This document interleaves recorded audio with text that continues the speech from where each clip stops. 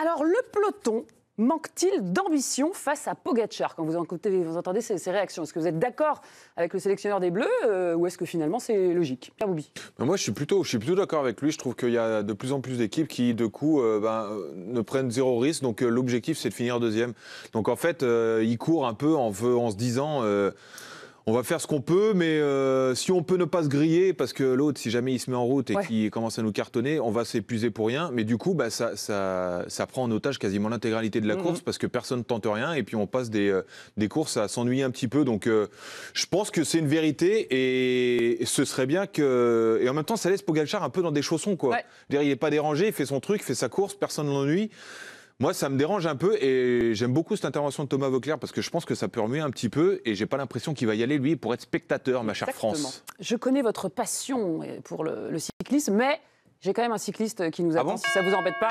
Kevin Vauquelin, qui a été notre consultant la semaine dernière, non, c'est pas toi, sur la chaîne L'Équipe, mais qui a surtout fini deuxième déjà dans sa carrière derrière Pogacar, donc il connaît bien le sujet. Salut Kevin, avec ce beau ciel bleu, t'en as pas marre de nous narguer là? Ça va? Ça se passe bien le retour à la maison?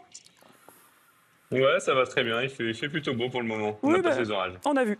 Alors j'imagine que tu as vu et lu les propos de ton sélectionneur Thomas Voeckler. Est-ce qu'il a raison de déplorer les équipes qui ne visent que la deuxième place? Ou est-ce que c'est malheureusement logique, toi qui le vis peut-être à chaque course finalement?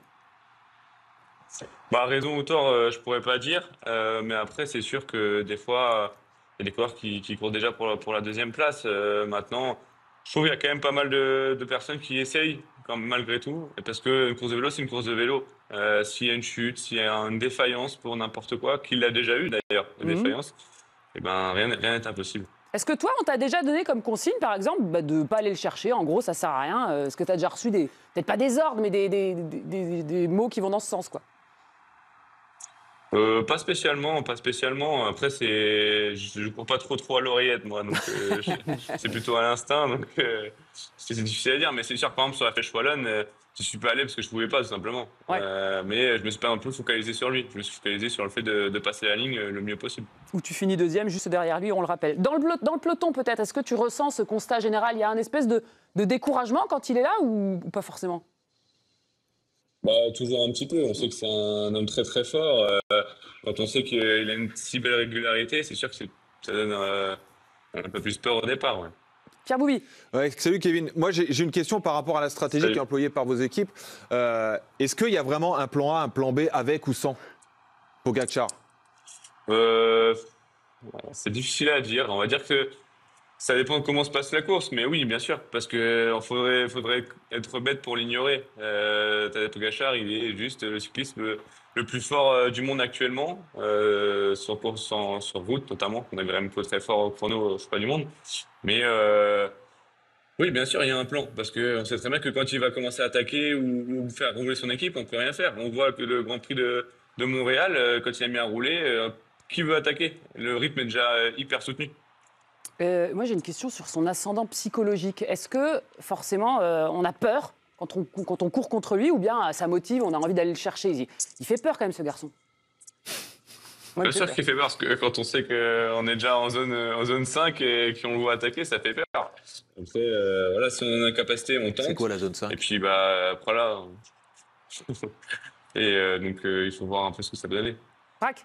Ouais, moi j'ai juste une question pour toi, Kevin, parce que il y a parfois des pelotons, il y a parfois des eras où on a des champions qui justement diffusent des eras.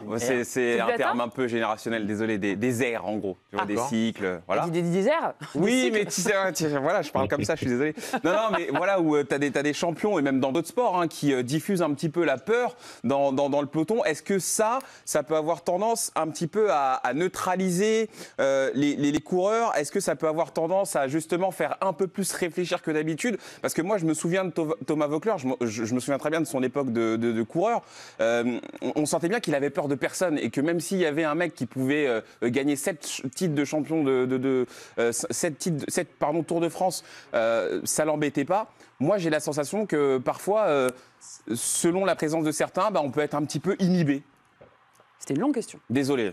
Oui, bien sûr, je vois ce que tu veux dire, mais on va dire que la vérité d'hier n'est pas celle d'aujourd'hui. Si Tadej Pogacar, il était très en forme au Tour de France, peut-être que demain, il sera juste, ce week-end, pardon, il sera juste pas au niveau.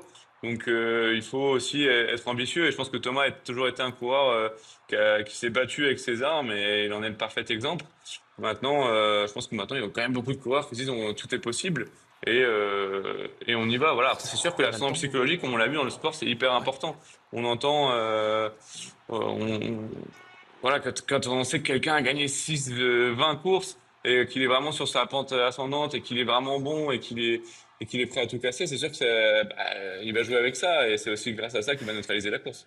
Juju, les cyclistes ont peur de lui. Ah oui, j'aimerais vous lire une déclaration de Bastien Tronchon. C'est un coureur de décathlon à AG2R, la mondiale. Regardez ce qu'il déclare au sujet de Tadej Pogacar. L'avoir dans un peloton change beaucoup de choses. Dans le bus, maintenant, on parle plus souvent de deuxième place que la première. C'est terrible ce constat finalement, Kevin. Est-ce que toi, à titre perso, tu as peur quand Tadej Pogacar... Kevin, il est en train de discuter avec notre chef en ce moment. Demande à Mathieu. Mathieu, le constat, il a fait plein de courses.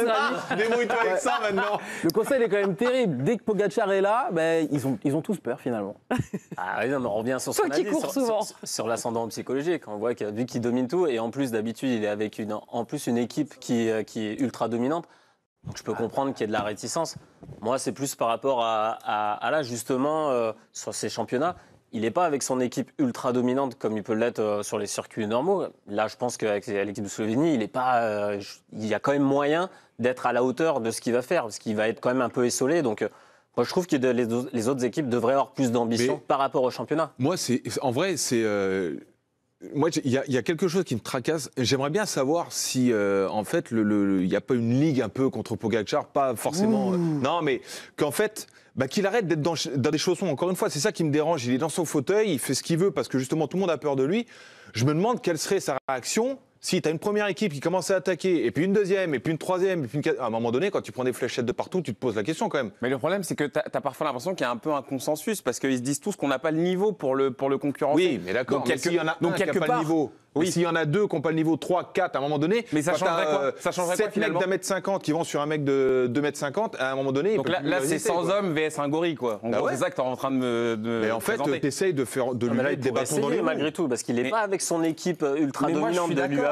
Et là, il va être quand même esselé. Si tu le harcèles et que toutes les équipes se mettent un petit peu contre lui, parce que c'est l'homme à abattre, tu peux quand même le faire dégoupiller. Moi, je suis d'accord avec vous, les gars, mais pour moi, la base de la base, c'est d'abord de changer la mentalité. C'est-à-dire que si tu viens, et c'est pour ça que Thomas Voeckler, il s'exprime, si tu viens avec l'idée que de toute façon, tu sais que tu vas pas gagner, si tu pars du principe que tu vas pas gagner, jamais de la vie, dans ta tête, tu vas te dire, on va tenter un truc. Alors que si tu pars dans l'idée que tu n'as rien à perdre, là, il peut se passer quelque chose. Donc pour moi, avant qu'on en arrive à cette étape-là, il faut changer de mentalité. Il faut que la mentalité dans la tête des mecs, elle bouge. En fait, le rien à perdre, c'est pas forcément. Parce que si tu te dis, tu peux accrocher peut-être la deuxième ou la troisième place et que tu te grilles physiquement à aller chercher la première, si, t'as quelque chose à perdre. Donc je pense aussi qu'il calcule.